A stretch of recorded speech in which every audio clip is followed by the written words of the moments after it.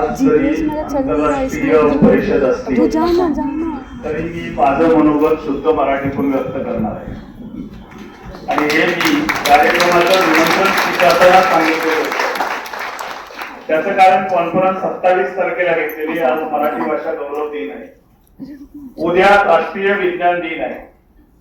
आणि हा विषय जो आहे हा आज ज्या गोष्टींचा सर्वत्र गाजावाजा चाललेला आहे, इंटरडिसिप्लिनरी आणि मल्टीडिसिप्लिनरी, म्हणजे आंतरविद्याशाखीय आणि बहुविद्याशाखीय, या दोन शब्दांचा सगळ्या शिक्षण क्षेत्रामध्ये सध्या फार मोठं वादळ, चर्चा वगैरे सगळं सुरू आहे. अशा परिस्थितीमध्ये ज्याला इंग्रजी ही फार मर्यादित लोकांची भाषा होती, आज जी जगाची ज्ञान भाषा झालेली आहे, त्या भाषेचा गौरव दिन असताना महाराष्ट्रातल्या सांगलीतल्या महाविद्यालयामध्ये मी येऊन इंग्रजीत भाषण करावं हे माझ्या मनाला पटत नव्हतं. त्याचं दुसरं कारण असं की 2019 साली मी आंतरराष्ट्रीय आवर्त सारणी वर्षाच्या निमित्तानं रसायनशास्त्रावरचं पुस्तक एक लिहायचं ठरवलं होतं. ते पुस्तक लिहित असताना माझ्या सौभाग्यवती स्वतः रसायनशास्त्राच्या आहेत, कृपा करून ही बातमी तिथपर्यंत पोहोचू देऊ नका. त्यांच्याकडून काही गोष्टींची माहिती मी विचारत होतो, कारण माझं भौतिकशास्त्र आहे. तर त्यांनी असमर्थता दर्शवली, कारण त्यांचं काय पुढचं तेवढं अपग्रेडेड रिसर्च लेवलचं अभ्यास नव्हता. मग काही सध्या शिकवणाऱ्या प्राध्यापकांना विचारलं, त्यांच्याकडूनही मला उत्तर मिळालं नाही. शेवटी कुणाला विचारायचं असा प्रश्न पडला. त्यावेळेस मी रॉयल सोसायटी ऑफ केमिस्ट्री लंडनला ईमेल पाठवला.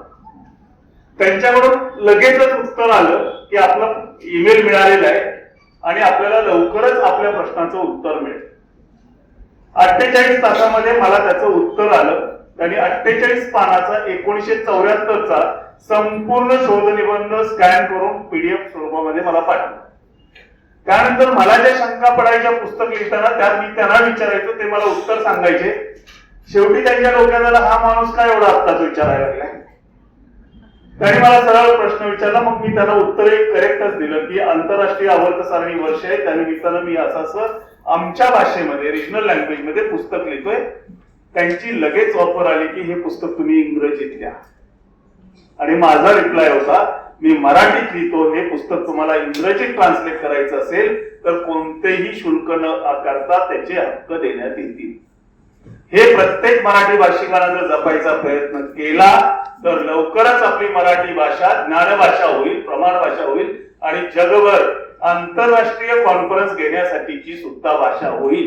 अशा या भाषेच्या गौरव दिनी सर्वप्रथम मी सर्वांना शुभेच्छा देतो. उद्याच्या विज्ञान दिनाच्या पण शुभेच्छा देतो. आणि आपण सर्वांनी, शास्त्र पाळणाऱ्या लोकांनी शास्त्राला विज्ञानाकडे घेऊन जायची आज शपथ घ्यावी अशीही विनंती करतो. आता सुरुवात करत असताना मी या विषयाचीच अशी करतोय, त्यामुळे मला शास्त्र आणि विज्ञानामध्ये फरक काय हे पण सांगितलं पाहिजे.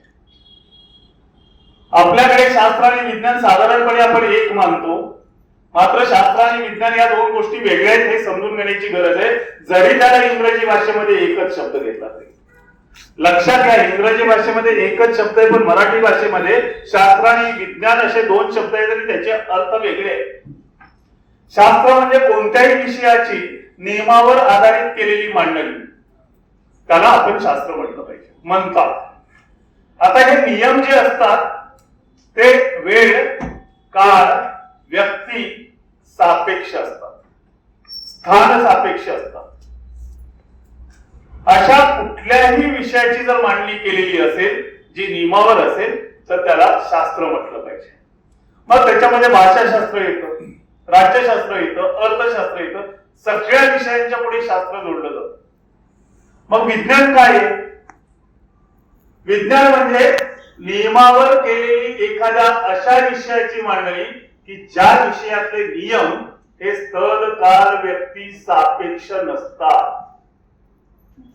आणि अशा विज्ञानाकडे आपलं शास्त्र घेऊन जायचा प्रयत्न प्रत्येक माणसानं करायला पाहिजे. तर खऱ्या अर्थानं विवेकी समाज घडू शकेल, तर खऱ्या अर्थानं आज जो विषय ठेवलेला आहे त्या विषयापर्यंत आपण पोहोचू शकू. नाहीतर आज माणसा इतका अडाणी दुसरा कुठलाही प्राणी नाही. समोर डॉक्टर बसलेत, मागे डॉक्टर बसलेले आहेत. अशा अवस्थेमध्ये मी सांगतो आपल्याला थोडासा ताप आला की आपण डॉक्टरकडे पळतो, आपल्या आजारावरती आपल्याला काय करायचं हे माहित नाही. पण निसर्गात वावरणारा कुत्रा त्याचं पोट दुखायला लागलं तर पटकन आपल्याला हवं ते गवत शोधतो, गवत खातो आणि स्वतःचं पोट व्यवस्थित करतो. आपल्याला भान राहिलेलं नाही कुठल्या गोष्टी. याच्यामध्ये अनेक गोष्टी घडत गेलेल्या आहेत आणि अशा परिस्थितीमध्ये जो सर्वत्र अतिशय अनागोंदीचा प्रकार चालू आहे, निसर्ग सध्या संपण्याच्या मार्गावर आहे. काही संशोधकांच्या मते सध्या 6वी विनाशाची सुरुवात झालेली आहे. अशा परिस्थितीमध्ये एका अतिशय महत्वाच्या विषयावरती निसर्ग शाश्वतता आणि माणसाचं भवितव्य या विषयावरती ही परिषद होते. या परिषदेच्या उद्घाटन सत्राच्या निमित्तानं या कार्यक्रमाच्या अध्यक्षा आणि संस्थेच्याही अध्यक्षा डॉक्टर लताताई देशपांडे मॅडम, त्याचबरोबर व्हाईस चेअरमन स्मिताताई केळकर, सेक्रेटरी यशस्वी आपटे मॅडम, या महाविद्यालयाचे प्राचार्य प्राध्यापक अनिल सुप्ते सर, आयोजक उर्मिला क्षीरसागर मॅडम, महाविद्यालयाच्या उपप्राचार्य नंदिनी काळे मॅडम, इतर सर्व शिक्षक वर्ग, संस्थेचे पदाधिकारी आणि विद्यार्थी बंधू आणि भगिनी, मागच्या काही दिवसापासून मी फार अस्वस्थ होतो. कारण महाराष्ट्रभर एक सध्या संघर्ष सगळीकडे उद्भवलेला आहे. तो म्हणजे वाघ किंवा बिबट्या जागोजागी नव्हे महाराष्ट्रातल्या प्रत्येक जिल्ह्यात येतो आणि तो बिबट्या आणि माणसाचा संघर्ष निर्माण झालेला आहे. या संघर्षावरती उत्तर शासनानं काय शोधायचा प्रयत्न केला तिकडे मी जात नाही. शेवटी प्रशासकाची नोकरी करतोय, त्याच्यावरती 500 जास्त स्पष्टपणे करता येणं मला शक्यही नाही, जरी मी या विषयाचा अभ्यासक म्हणून या ठिकाणी बोलत असलो तरी. पण हा संघर्ष मुळात निर्माण का झाला या प्रश्नाचं मी उत्तर शोधतो. मुळात 2012 साली ज्यावेळेस मी नांदेडला रजिस्ट्रार म्हणून काम करत होतो आणि त्या ठिकाणी एका खेड्यामध्ये जायची वेळ आली, त्यावेळेस माझ्या असं लक्षात आलं की पाणी अतिशय स्वच्छ सुंदर दिसतंय, पण ते पाणी पिऊन त्या गावातल्या लोकांना सांधेदुखीचा मोठ्या प्रमाणात त्रास सुरू झाला. हा त्रास का सुरू झाला याचा विचार तिथल्या जिल्हाधिकाऱ्यांनी ज्यावेळेस शोध घेतला त्यावेळेस त्याच्यामध्ये फ्लोरिनचं कंटेंट जास्त आहे असं. आता हे झालं बाकीचं सगळं. मी माझ्या डोक्यात प्रश्न असा आला, इतकं सुंदर दिसणारं पाणी झऱ्यातून येतंय, जंगलातल्या झऱ्यातून येते, तरी सुद्धा ते पाणी असं अपाय करणार आहे. आणि लहानपणी नदीच्या पात्रात जायचं, वाळू बाजूला करायची, त्या झऱ्यातून पाझरून आलेलं पाणी जे आहे ते बैलासारखं खाली मान घालून प्यायचं. असं बालपण गेलेल्या माझ्यासारख्याला लगेच प्रश्न पडायला लागला की आज परिस्थिती काय आहे, बॉटल मधलं पाणी जे आपल्या समोर येतं ते पाणी तरी स्वच्छ आहे का, हा प्रश्न आपल्यामध्ये. आणि मग एक एक एक एक सगळ्या प्रश्नांची कडी जोडत त्या प्रसंगानंतर मी पाण्याचा पहिल्यांदा विचार करायला लागलो. एक कविता मध्येच भेटली, मी झाडांचा विचार करायला लागलो. निसर्गामध्ये मी भौतिकशास्त्राचा प्राणी असून सुद्धा निसर्गामध्ये जास्त रमायला लागलो. आणि मग मला त्याच्यामध्ये काय काय आपण करत चाललेलो आहे, किती निसर्गाचा विध्वंस केलाय, या सगळ्या गोष्टींच्या जाणीवा व्हायला लागल्या. आणि आता परिस्थिती अशी आहे की स्टीफन हॉकिंग असतील, आईन्स्टाईन असतील, त्यांनी दिलेली वाक्य, त्यांनी सांगितलेली वाक्य जी आहे ती वाक्य त्या कालावधीपर्यंत जायची गरजच नाही, त्याच्या अगोदरच प्रत्यक्षात उतरतील अशी भीती वाटायला लागली. निसर्गाची परिस्थिती काय, पहिल्यांदा त्याच्यासाठी निसर्ग कसा तयार झालेला आहे हे बघितलं पाहिजे. आणि अवतर म्हणतात की निसर्गाकडे एक शहाणपण आहे आणि हे शहाणपण निसर्गाच्या जवळ गेल्याशिवाय कधीच कळत नाही. त्यासाठी निसर्गापर्यंत जायला पाहिजे आणि त्याच्यासाठी आपण पंचेंद्रिय उघडी ठेवली पाहिजे. त्या काळामध्ये काही अपंग, दिव्यांग, काय योग्य शब्द असेल तो घ्या, कारण दरवेळेस काहीतरी बदलतं, त्याच्यामध्ये हा शब्द वापरायचा नाही, हा शब्द वापरायचा. तर अशा व्यक्तींच्याकडे 6वा सेन्स असतो म्हणतात, 6th सेन्स त्याच्यामध्ये डेव्हलप झालेला असतो. मी म्हणतो माझ्याकडे 5 इंद्रिय असताना त्याच्याकडे 6वा सेन्स नसतोच, तो खऱ्या अर्थानं 5वा सेन्स असतो, कारण कुठला तरी एक त्याच्याकडे नसतं. माझ्याकडे जर 5 सेन्स असतील तर मी खऱ्या अर्थानं 6वा सेन्स डेव्हलप केला पाहिजे, हा विचार माझ्या मनात आला. आणि मी निसर्गाकडे तशा अंगाने बघायला लागलो. त्यावेळेस मला त्याच्यातली भीषणता दिवसेंदिवस इतकी तीव्र होत चाललेली दिसायला लागली की 2006 साली स्टीफन हॉकिंग यांनी सांगितले, माणसाचा निसर्गातला असाच अमानवी हस्तक्षेप जर सुरू राहिला तर 2006 साली पृथ्वीवरचा शेवटचा माणूस शेवटचा श्वास घेईल. पृथ्वीवरती शेवटचा माणूस, शेवटचा श्वास 2600 साली घेईल. पण मला 2600 सालापर्यंत वाट पाहावी लागेल असं वाटत नाही. त्याच्या अगोदरच 2400 किंवा 2450च्या दरम्यान पृथ्वीवरची संपूर्ण मनुष्यजात नष्ट होईल असं चित्र दिसतंय. त्याचं कारण असं की आम्ही माणूस म्हणून ज्यावेळेस पासून जगायला लागलो, त्याच्यामध्ये शेती ज्यावेळेस आपण करायला सुरुवात केली, प्राणी ज्यावेळेस आपण पाळायला सुरुवात केली आणि एखाद्या गोष्टीवर मालकी सांगायला ज्यावेळेस सुरुवात केली, त्यावेळेस पासून आपल्यामध्ये स्वार्थ निर्माण व्हायला सुरुवात झाली. अर्थात याच्यामध्ये एक गोष्ट विचार करण्यासारखी आणि ती काही दिवसापूर्वी माझ्या लक्षात आली. जगाच्या दोन टोकावरती दोन भिन्न प्रकारच्या संस्कृती विकसित झालेल्या होत्या. आपल्या हिंद द्वीपकल्पामध्ये, ज्याच्यामध्ये मी अफगाणिस्तान पासून इकडे ब्रह्मदेश पर्यंतचा आणि चीनचा आशियातला भाग, रशियाचा आशियातला भाग, या सर्व गोष्टीचा जो भूभाग आहे त्याला हिंद द्वीपकल्प असा शब्द मी वापरतोय. या भागामध्ये एक वेगळी संस्कृती होती. इथली संस्कृती निसर्गस्नेही होती. निसर्गाला कमीत कमी हानी पोहोचवून कसं आनंदी जगायचं, कसं समाधानाने जगायचं याचा विचार करणारी होती. आणि ही संस्कृती जरी आपल्यावरती मोगलांनी आक्रमण केली तरी सुद्धा आपण टिकवून ठेवलेली होती. त्याच्या उलट पाश्चात्य राष्ट्रामध्ये प्रत्येक गोष्टीवरती मालकी सांगायची, ती गोष्ट ओरबडायची, ती गोष्ट आपल्या मालकीची करायची, जिथं आपल्याला जाता येईल आणि जिथं लुटता येईल तिथून मोठ्या प्रमाणात लूट करायची आणि आपलं राष्ट्र जास्तीत जास्त श्रीमंत कसं करता येईल अशा प्रकारची संस्कृती पाश्चात्य राष्ट्रामध्ये. इथल्या राजांच्या मध्ये सुद्धा युद्ध होत होती. इथल्या राजांना सुद्धा साम्राज्य पसरावं वाटत होतं. मात्र त्याच्यामध्ये इथलं जनजीवन विस्कळीत करण्याचा प्रयत्न अपवादानेच क्वचित झालेला असेल. इंग्रजांनी मात्र तसं केलं नाही. ते भारतात आले, 150 वर्ष राज्य केलं असं आपण म्हणतोय, पण या ठिकाणी जे काही जंगल होतं त्या जंगलातले साग इथून काढून न्यायला सुरुवात केली आणि मग पुन्हा साग मिळावेत म्हणून झाडं लावायची, ती केवळ सागाची मोनोकल्चर या ठिकाणी विकसित करायला सुरुवात केली. आमचे शेतकरी सर्व प्रकारची पिकं घेत होते. त्या शेतकऱ्यांना यांनी सवय लावली, तुम्ही कापूस लावा, कापसातून तुम्हाला जास्त पैसे मिळतील. तुम्ही नीळ लावा, नीळ तिकडं न्यायची, खपवायची, त्याच्यातून जास्त पैसे काढायचे.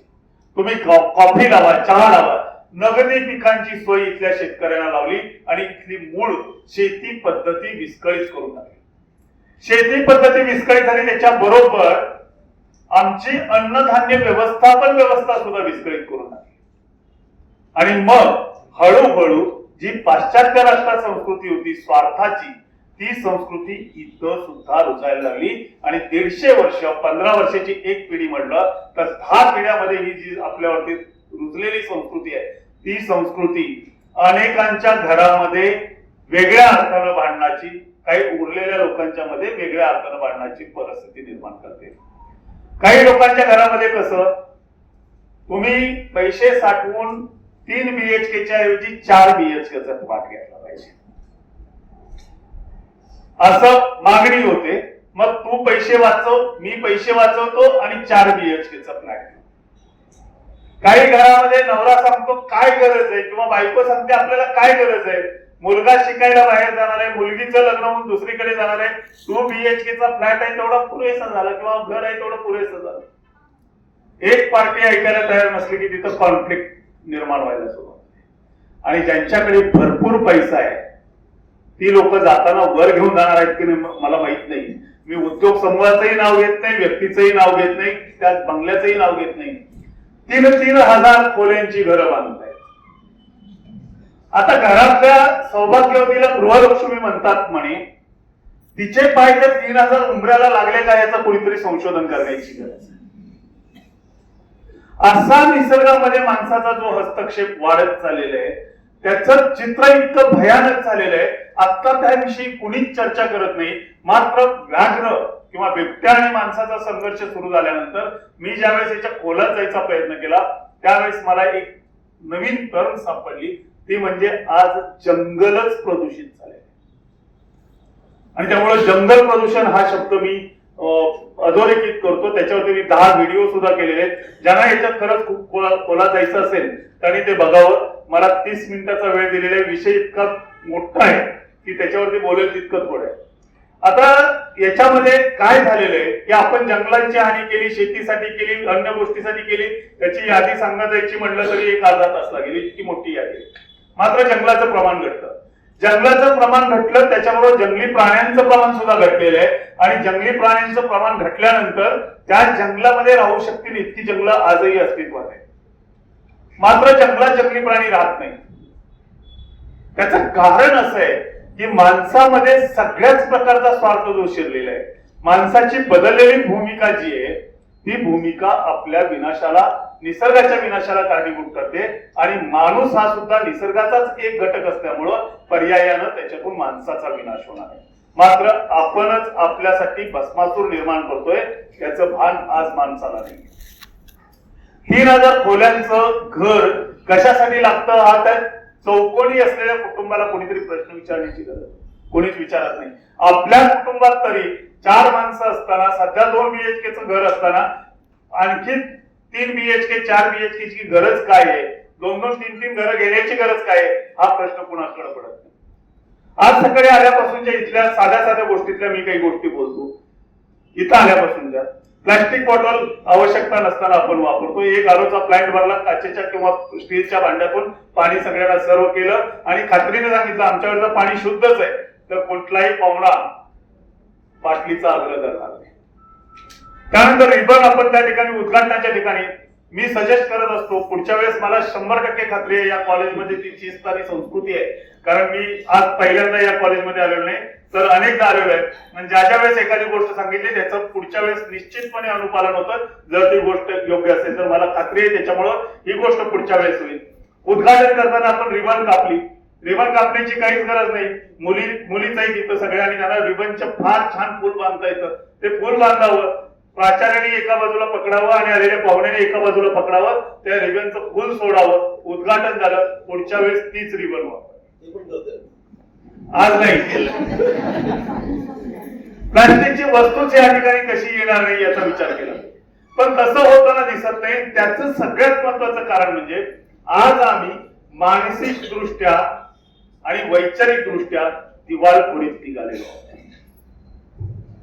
सकाळी आमचा मोबाईलच्या बद्दलचा विचार चर्चा चालू होती की मोबाईलमुळं मुली किलबिलाट करत नाहीत.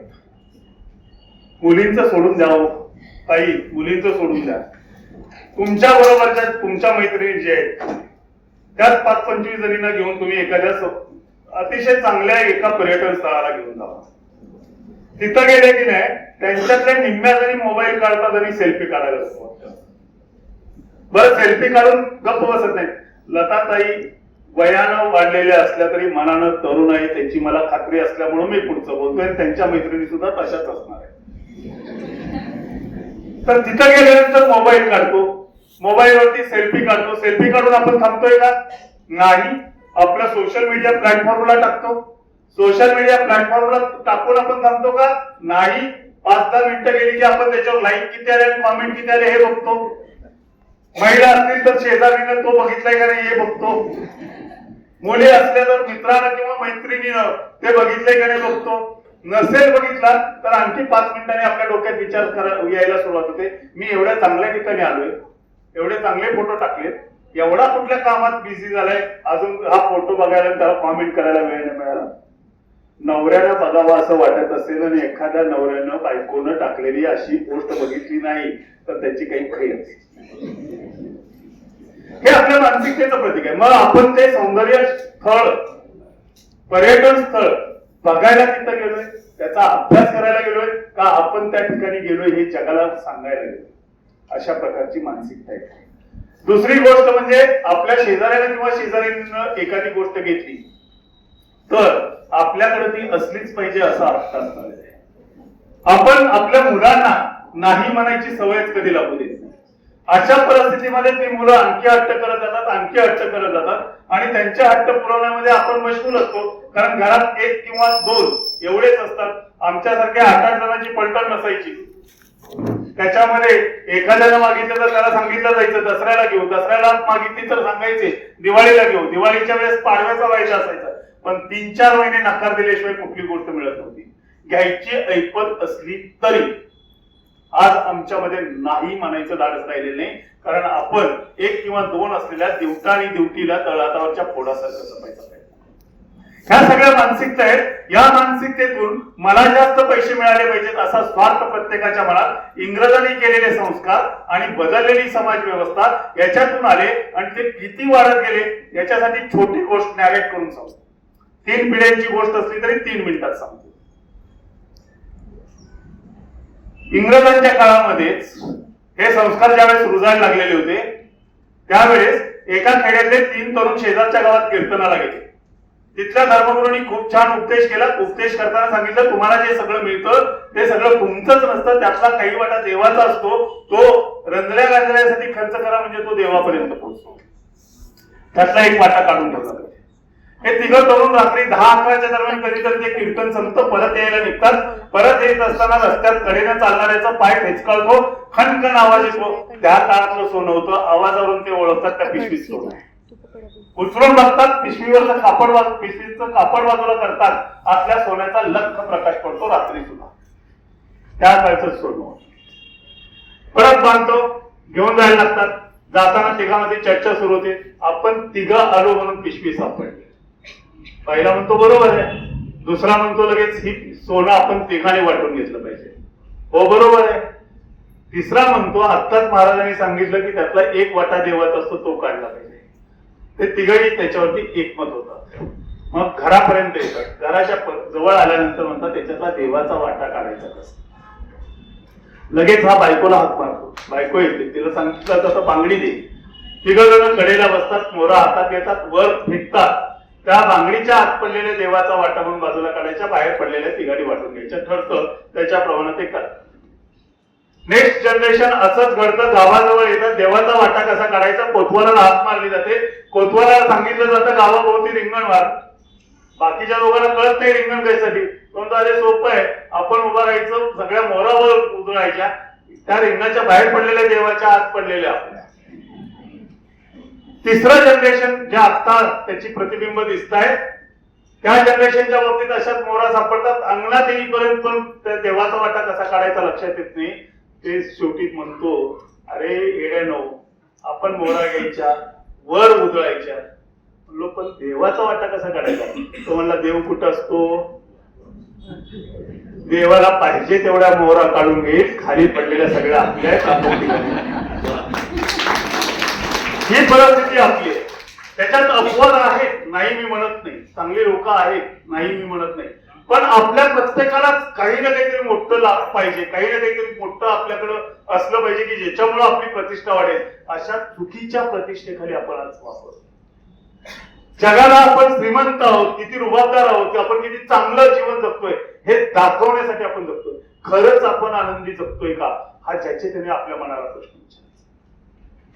आणि या गोष्टींचं पर्कलेशन किती झालं तर दाजीपूर अभयारण्य कशा पद्धतीने नाचलं हे बघितल्यानंतर शेवटी मी पर्यावरणाकडे, निसर्गाकडेच येणार आहे. कुठलीही गोष्ट सांगितली तरी कसं नाचलं हे माझ्या समोर घडलेलं होतं.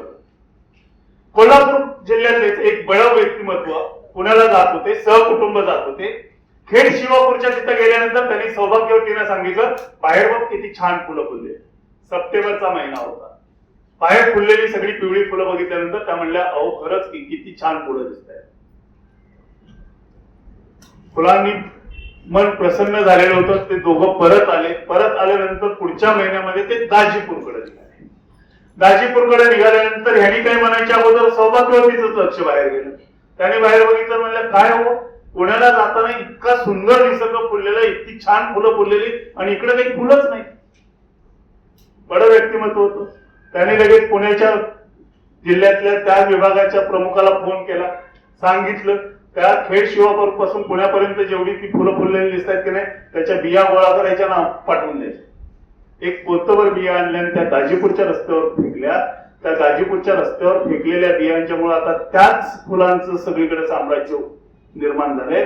ते म्हणजे कॉस्मॉस. आणि कॉस्मॉसचा झटका सांगतो, कॉस्मॉसचं एक रोप जिथं उगवलेलं असतं तिथपासून 1.5 मीटर अंतरावरच्या गवताच्या पात्याला इथलं ससा कोण सुद्धा लावत नाही. का तर कॉस्मॉस हे फॉरेन स्पीसीज, ती इथल्या जैवविविधतेला अमान्य आहे किंवा इथं ती रुळलेली नाही.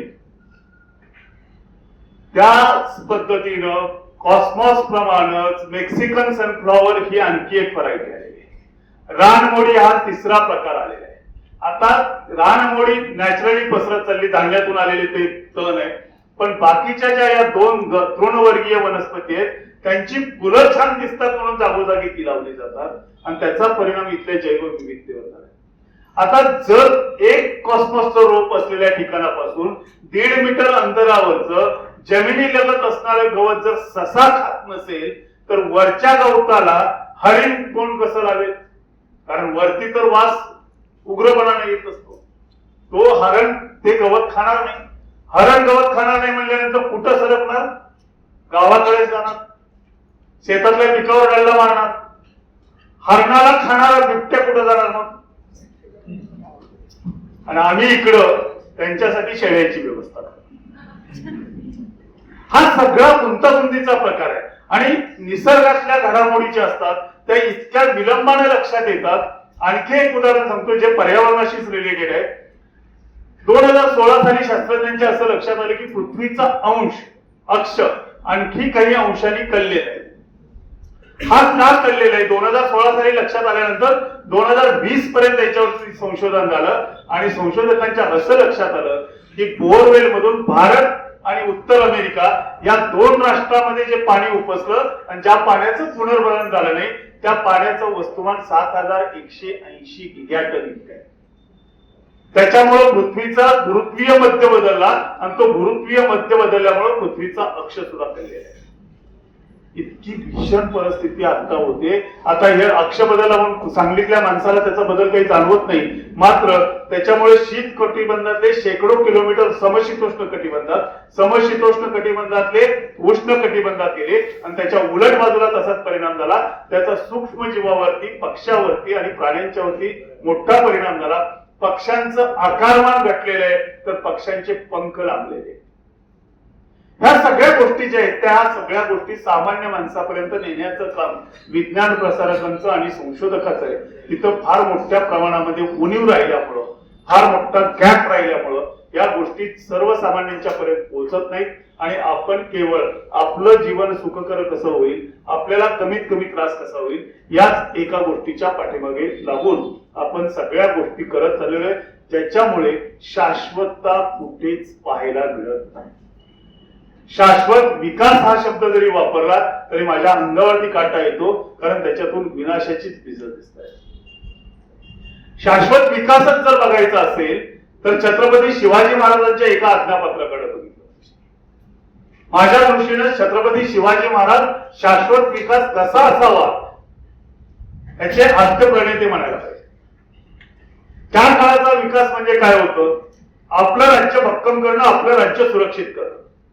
राज्य सुरक्षित करण्यासाठी काय करायचं होतं त्या काळामध्ये? विकास ज्याला आपण म्हणतो ते किल्ले बांधायचे होते. किल्ले बांधण्यासंदर्भातलं ते आज्ञापत्र आहे. त्या आज्ञापत्रात ते लिहितात की पाणी असेल त्या ठिकाणी किल्ला बांधा, पाणी नसलेल्या ठिकाणी जर किल्ला बांधण्याची गरज भासत असेल तर पहिल्यांदा पाण्याची टाकी खोदायची. पाण्याची एक टाकी खोदू नये, कारण ते पाणी कमी पडण्याची शक्यता असू शकते किंवा शत्रू त्याच्यामध्ये विषबाधा करू शकतो, काहीही होऊ शकते. तर पर्यायी पाण्याची टाकी खोदावी आणि टाकी खोदत असताना जो दगड निघेल तो दगड तटबंदीस वापरावा. निसर्गाला कमीत कमी हानी पोचवून करावयाचा विकास म्हणजे शाश्वत विकास हे त्या काळामध्ये छत्रपती शिवाजी महाराजांनी दाखवून दिलं. तशा पद्धतीनं आपल्या आजूबाजूला होणारी रस्त्याची कामं, आपल्या आजूबाजूला होणारी बांधकामं, आपल्या आजूबाजूला घडणाऱ्या घटना या घडतायत का हे बघितलं पाहिजे. आपल्याला सगळं अर्ध परकलेट करून दिलं जातं. पुढच्या काळामध्ये माणूस टिकायचा असेल, जैवविविधता टिकायची असेल तर झाडं लावली पाहिजे. अरे पण कुठली झाडं लावली पाहिजेत हे सांगायला पाहिजे ना. आम्ही झाड लावतो गुलमोहर, गुलमोहराच्या झाडावरती आत्ता कुठं पोपट येतो आणि कोवळ्या शेंगा खातो, नाही तर कुठला पक्षी त्याच्यावरती घरटं बांधत नाही, त्याच्यावरती कुठली फुलपाखरं जात नाही, काहीही जात नाही, अशी झाडं आपण लावायला सुरू करतो. अशा पद्धतीने जे चाललेलं आहे, या चाललेल्या गोष्टीवरती आत्ताच एक ज्वलंत उदाहरण सांगतो. त्यानंतर माणसाच्या भवितव्याबद्दल जे काही सांगितलेले आहे त्या दोन गोष्टी आईन्स्टाईनचं, स्टीफन हॉकिंगचं मी बोललोय, आईन्स्टाईनचं सांगतोय आणि त्याच्यानंतर सांगतो. आता एक ज्वलंत प्रश्न आहे, तो म्हणजे शेवग्याच्या शेंगा खूप महाग झाले. शेवग्याच्या शेंगा का महाग झाले त्याचा विचार किती लोकांनी केला आणि निसर्गातला कुठला बदल त्याला कारणीभूत आहे याच्याबद्दल कधी विचार केला का? शेवग्याच्या शेंगा महाग झालेत कारण मधमाशा या भागातल्या संपुष्टात यायला लागलेत आणि मधमाशा जास्त फिरत नसल्यामुळं पॉलिनेशन होत नाही. पॉलिनेशन नाही झाल्यामुळे शेवग्याच्या शेंगा तयार होत नाहीत. फुलांनी लगडलेल्या झाडाला सुद्धा शेंगा कमी लागतात आणि शेंगा कमी लागल्यामुळं आपोआपच मार्केटमध्ये रेट वाढते. आमची ओरड फक्त शेवग्याच्या शेंगाबद्दल आहे, त्या महाग झाल्याबद्दल आहे. त्या का झाल्या याच्या मुळापर्यंत आम्ही जात नाही आणि ते सांगायचं काम आमच्यासारखे विज्ञान प्रसारक पण करत नाहीत. ही दुर्दैवानं सगळ्यात मोठी शोकांतिका आहे. ते आपल्याला बदललं. झाडं कुठली लावावीत, कशी लावावीत, कशा पद्धतीनं शाश्वत विकास साधावा याच्याबद्दल जागतिक पातळीवरती विचार मंथन होत आहे. मात्र ते एसी केबिन मध्येच कार्य करणाऱ्या लोकांचं होत आहे. ती माहिती सर्वसामान्यांच्या पर्यंत जोपर्यंत जाणार नाही तोपर्यंत माणसाचं भविष्य सुरक्षित नाही. आमच्या पिढीपर्यंत तरी निसर्गावर अतोनात अत्याचार केले, अन्याय केलेले. अशा परिस्थितीमध्ये नव्या पिढीच्या खांद्यावर खूप मोठी जबाबदारी येते आणि आज हयात असणाऱ्या प्रत्येक माणसानं निदान एक विचार करायचा प्रयत्न केला तर माणसाचं भवितव्य सुरक्षित आहे.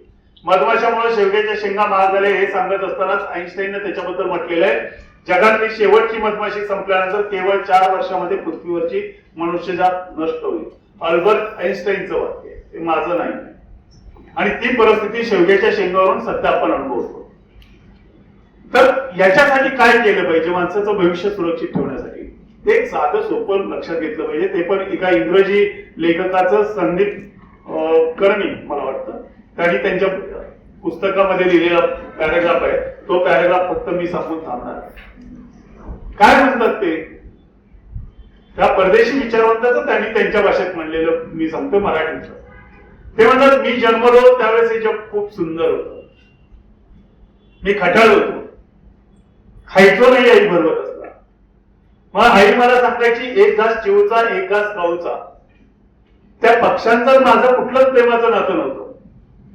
मात्र तरी सुद्धा मी खायचो का तर गाऊच्या आणि चिवच्या नावाने ते घास होते आणि ते मला त्यांच्याशी जोडत होते. आईनं कधीतरी मला झाडाच्या खाली टाकलं असेल, त्या झाडाने मला सावली दिली. आयुष्यामध्ये सुद्धा मी पुढे जात असताना माझ्यासाठी एक चांगलं झाड शोधायचा प्रयत्न केला. आता हे सगळं करत असताना, मी सगळं निसर्गातून घेत असताना मी एक विचार करायला पाहिजे ना की माझ्या पुढच्या पिढीला मी काय देणार आहे. तर मी आहे त्याच्यापेक्षा हे जग सुंदर करू शकेल की नाही मला माहित नाही. मात्र आज माझ्या लहानपणी जेवढं जग सुंदर होतं तेवढंच ठेवायचा प्रयत्न तर मी निश्चितच करू शकतो. आणि तेवढाच विचार प्रत्येक माणसानं जर केला तर पुढच्या पिढीचं जगणं हे सुद्धा सुंदर होईल. माझ्यासाठी हेच महत्वाचं आहे. मी माझ्या लहानपणी पाहिलेलं जग जितकं सुंदर होतं तितकंच सुंदर जग मी मरण पावत असताना सुद्धा ठेवायचा प्रयत्न करेन. हा विचार खरं तर प्रत्येकाने केला तरच माणसाचं भविष्य सुरक्षित राहू शकेल. अन्यथा माणसाचं भविष्य स्टीफन हॉकिंग यांनी 2600 साली हे 2018 मधल्या त्यांच्या शेवटच्या भाषणामध्ये त्यांनी या सगळ्या गोष्टींचा उहापोह केलेला होता. अल्बर्ट आईन्स्टाईननी त्याच्या अगोदर 60-70 वर्ष सांगून ठेवलेले आहे. मधमाशा संपल्या तर अवघ्या 4 वर्षामध्ये मनुष्यजात नष्ट होईल. जागतिक तापमानवाढ, अमुक तमुक या सगळ्या गोष्टी आपण बोलतोय. मात्र त्याच्यापेक्षा महत्वाचं आहे आपल्या भोवतालाला आपण कसं ठेवतोय. प्लास्टिक असेल, अनावश्यक गोष्टी असतील, अनावश्यक वस्तूंची खरेदी असेल, प्रत्येक गोष्टीमध्ये आपली गरज किती आहे आणि आपण करतोय काय याचा विचार केला पाहिजे. पृथ्वीवरती माणूस सुद्धा एक निसर्गाचा घटक म्हणून जन्माला आलेला आहे. तो निसर्गातल्या अन्य घटकांच्या पेक्षा वेगळा नाही. पाश्चात्य राष्ट्रामध्ये ती संस्कृती रुजली होती कारण तिथल्या धर्मग्रंथांनी सांगितलेलं होतं माणूस हा देवाचा सर्वात लाडका प्राणी आहे आणि त्याच्यासाठी बाकी सगळं निर्माण झालेलं आहे. आपल्याकडची संस्कृती ती कधीच शिकवत नव्हती. आपल्याकडची संस्कृती कायम हेच शिकवत आली की एखाद्या झाडाचं एखादा भाग एखाद्या रुग्णावरच्या उपचारासाठी काढायचा असेल तर अगोदरच्या दिवशी जाऊन त्या वैद्यकुमारी त्या झाडाची पूजा केली पाहिजे, त्याची माफी मागितली पाहिजे आणि सांगितलं पाहिजे की तुझा हा भाग अशा अशा रुग्णाच्या वेदना कमी करण्यासाठी मी काढून घेणार आहे. त्यावेळेस तुला यातना होतील, त्या यातना तू सहन कर आणि माझ्यामुळे त्या यातना होत असल्यामुळे मी तुझी क्षमा मागतो, मला माफ कर. या संस्कृतीतले आपण आहोत. हा विचार करून जर आपण निसर्गाकडे उघड्या डोळ्याने पाहिलं नाही, आपल्याला जी 5 इंद्रिय आहेत त्या 5 इंद्रियाच्या बरोबर निसर्गाला समजून घेण्याचं इंद्रिय आपण जर जागृत करायचा प्रयत्न केला नाही तर आपल्याला खऱ्या अर्थानं काय केलं पाहिजे हे उलगडणार नाही. आणि ते जर उलगडलं नाही तर आपण पुढच्या पिढ्यांच्यासाठी काळ आणखी कठीण करत जातो हे लक्षात घेतलं पाहिजे. एका वेगळ्या विषयावरती पण महत्वाच्या विषयावरती आता अलार्मिंग बेल नाहीये, ती वाजून गेली मागेच वाजून गेली. अजून आपण जागे झालेलो नव्हतो. निदान आता तरी जागा व्हायला पाहिजे. आता आपण विनाश टाळू शकतो असं म्हणत नाही मी, पण तो निदान कालावधी लांबू तरी शकतो. तो प्रयत्न करणं आपल्या प्रत्येकाच्या हातात आहे. तो लांबवत आपण पुढे अनंत काळासाठी लांबवायचा प्रयत्न करू शकतो. कारण भारतीय संस्कृती ही कायम आपल्याला आशावादी सकारात्मक विचारांना जगायला शिकवत असते. तो विचार प्रत्येकाने केला पाहिजे. मी एकट्याने करून काय होणार आहे असा विचार केला तर कधीच बदल होणार नाही. मी केलं तरच होणार आहे हा जर आत्मविश्वास प्रत्येकाने जागवायचा ठरवला तर निश्चितपणानं शाश्वतता निर्माण होईल आणि माणसाचं भवितव्य सुरक्षित. मला या ठिकाणी बोलावल्याबद्दल मी संयोजकांचे आभार मानतो. या महाविद्यालयातून खरंच अशा विचारांना प्रत्यक्ष कार्यात उतरवणारे अनेक कार्यकर्ते खऱ्या अर्थाने करतील. मुली आहेत तरी मी कार्यकर्ते हा शब्द वापरतोय आणि त्या जगाला एक दीपस्तंभाप्रमाणे प्रेरणा देत राहील अशी अपेक्षा मी विद्यार्थ्यांच्याकडून व्यक्त करतो आणि पुनश्च एकदा आभार मानून थांबतो. जय हिंद, जय महाराष्ट्र.